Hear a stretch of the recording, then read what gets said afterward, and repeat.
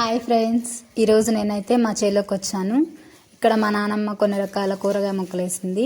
మొదటిగా గోంగూర చూడండి, గోంగూర ఎంత ఫ్రెష్గా ఉందో. తర్వాత బెండకాయలు ఈరోజు చాలా హార్వెస్ట్ చేస్తుందండి మా నానమ్మ, అన్నీ కోస్తుంది. నెక్స్ట్ వచ్చేసి చిక్కుడుగాయలు 2 days బ్యాక్ కోసేసింది. సో ఇప్పుడైతే కొంచెం తక్కువగానే కాస్తున్నాయి, అన్నీ పిందెలుగా ఉన్నాయి. నెక్స్ట్ వచ్చేసి వంకాయలు కూడా కోసేసింది. అందువల్లే ఇంకా కాయలు అయితే కనిపించడం లేదు, మొత్తం పూత వచ్చింది, పిందెలు కూడా ఉన్నాయి.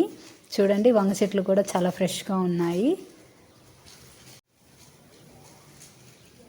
మొత్తం చూడండి, అన్ని రకాల చెట్లు. అక్కడైతే మా నాన్నమ్మ కోస్తుంది.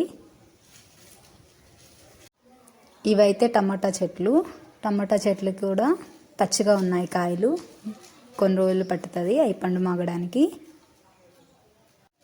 ఇదైతే మా మినుము తోట అండి, ఇంకా కాయలు అయితే రాలేదు. చూడండి, జామ చెట్టు చిన్నది, దాని పక్కన టమాటా చెట్లు వేసింది మా అమ్మ.